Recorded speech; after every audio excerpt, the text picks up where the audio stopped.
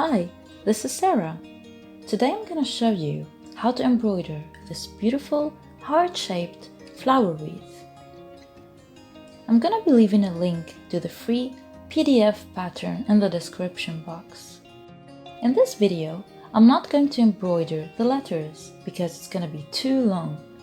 So check out part 2 for the letters embroidery. For this embroidery hoop art, you will need cotton DMC embroidery floss, embroidery needles number 7 and number 3, scissors, and a hairpin to shape our cast-on stitches. Copy the pattern on fabric using transfer paper.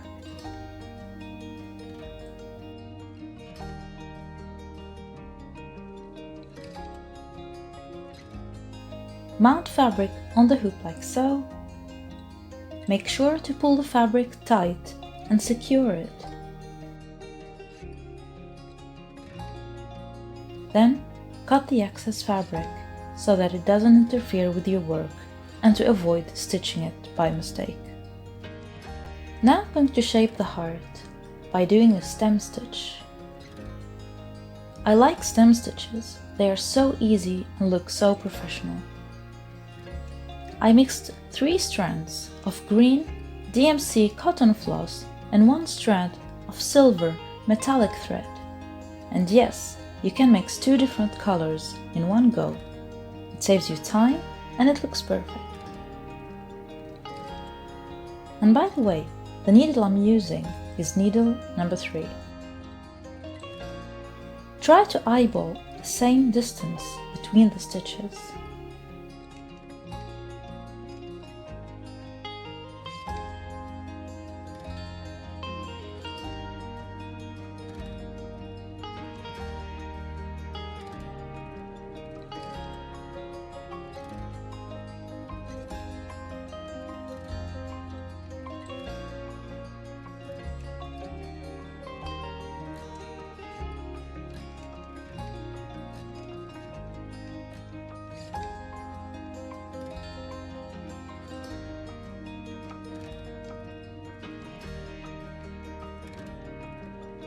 I'm gonna stop here because we will be stitching a rose there.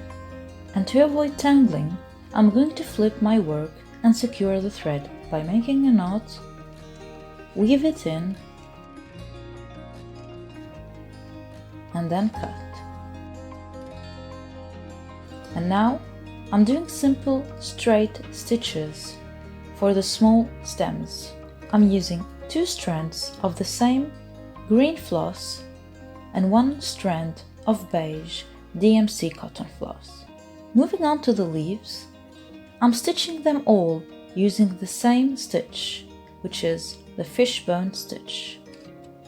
3 strands of light green DMC cotton floss and 1 strand of light brown cotton floss. And I'm using needle number 3. When doing a fishbone stitch, it feels like you're doing a small X over and over again, following the guideline in the center of the leaf.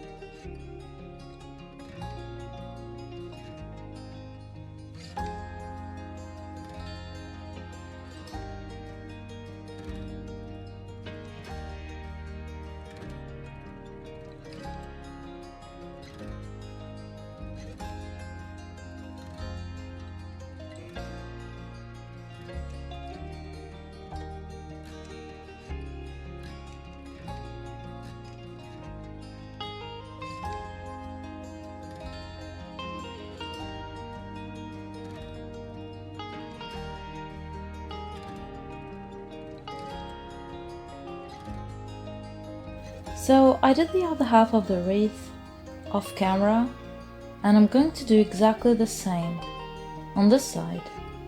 To stitch the rose, I started by doing a Boolean stitch loop in the middle. Bring a needle up, then down, not in the same hole, but next to it.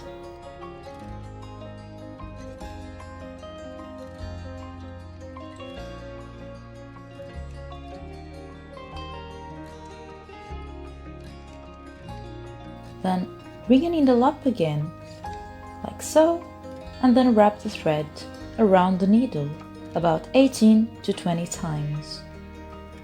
Do not pull so tight when you're wrapping. If the loops are not so organized, don't be afraid to help them a little bit.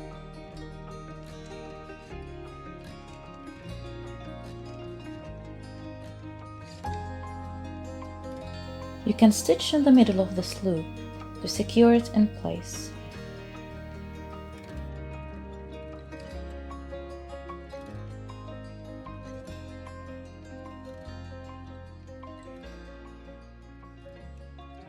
Then we're gonna do 2 more Boolean stitches, one on the left and the other on the right. Make them slightly curvy, so wrap the thread around the needle about 15 times.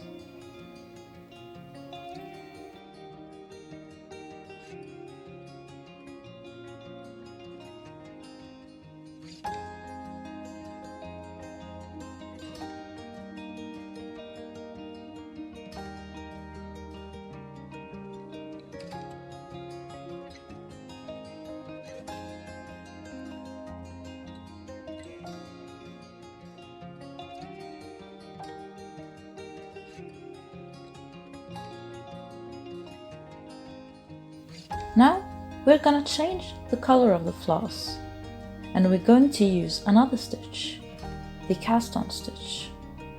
So flip your work, secure the stitches by making a knot, and then cut the thread. To make a cast on stitch, start exactly like a Boolean stitch.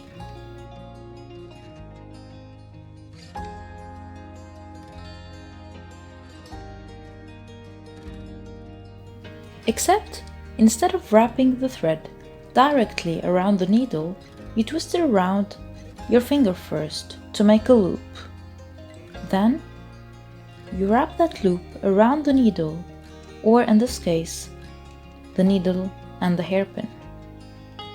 I am using a hairpin just to make the loops larger, to mimic the shape of a petal. You can use a cotton bud, for example. Now stick the hairpin to the needle and hold them tight next to each other, and then wrap the loops around.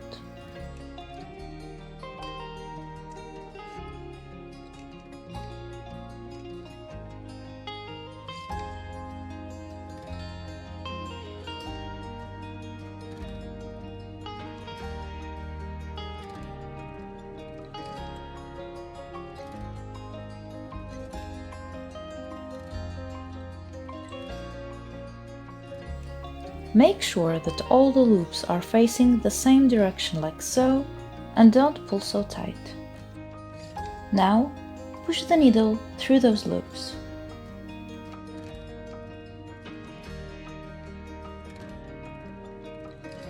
You can play around with them, try to straighten them and make them look good before you push your needle down.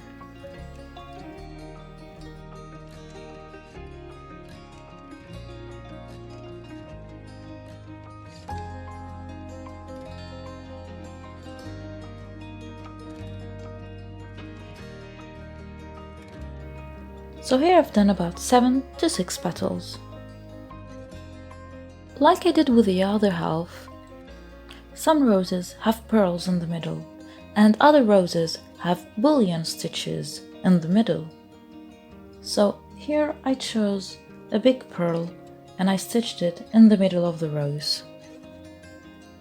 And then, like the previous rose, I'm gonna surround it with cast-on stitches to mimic the shape of petals.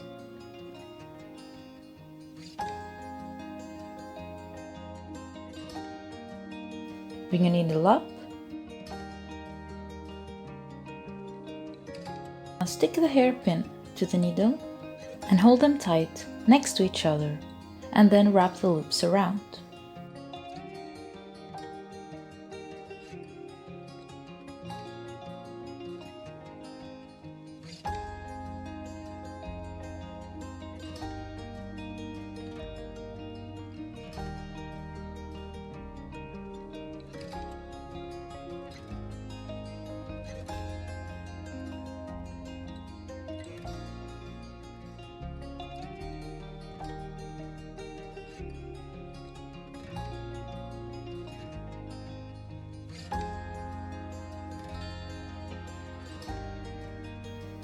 So make sure all the loops are facing the same direction, and then push your needle through, pull tight, play around with the loops, make them look nice, and then bring your needle down. When doing a cast-on stitch to make a rose, it's important to start stitching behind the petal. What I mean with this is that it's important to bring your needle up behind each petal to mimic that shape of a rose and give it that 3D texture. So here I'm stitching leaves using fishbone stitch, 2 strands of the dark green DMC cotton floss and 1 strand of the light green, and I'm using embroidery needle number 3.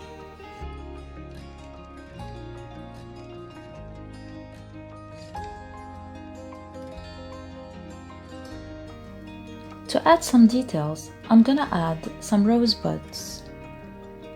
And now I'm doing a stem stitch using the same floss and the same needle.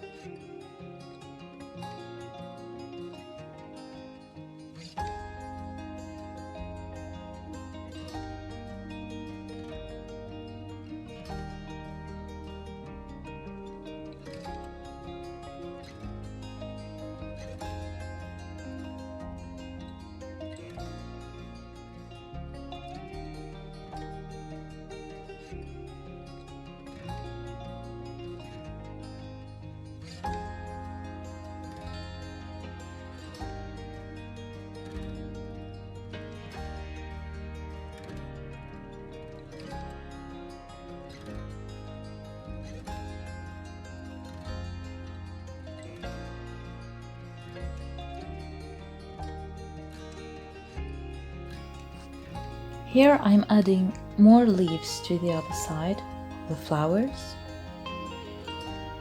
to make it look even. And I made bigger leaves because the one that I made earlier were too small. And the rosebuds. Bullion stitch is perfect to mimic the rosebuds. So I wrap the thread around my needle about 10 times, and I used 3 strands of DMC cotton floss. Now, to make it even look more realistic, we're gonna add leaves to the rosebuds. And to do this, we're not gonna do fishbone stitch, we're gonna do a lazy-daisy stitch. So you make a loop, and then you bring your needle up inside that loop. Don't pull too tight.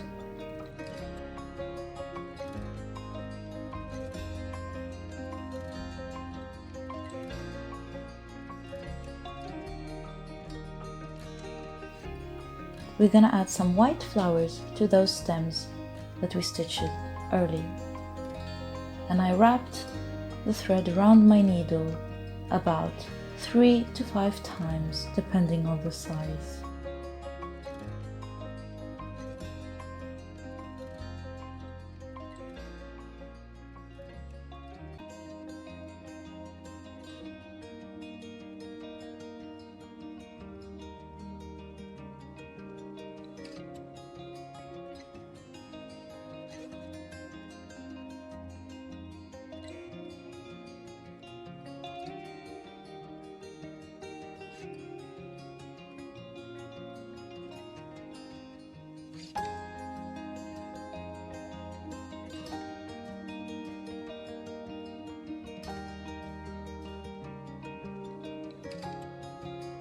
Don't forget to watch part 2 of this video to see how I embroidered the letters.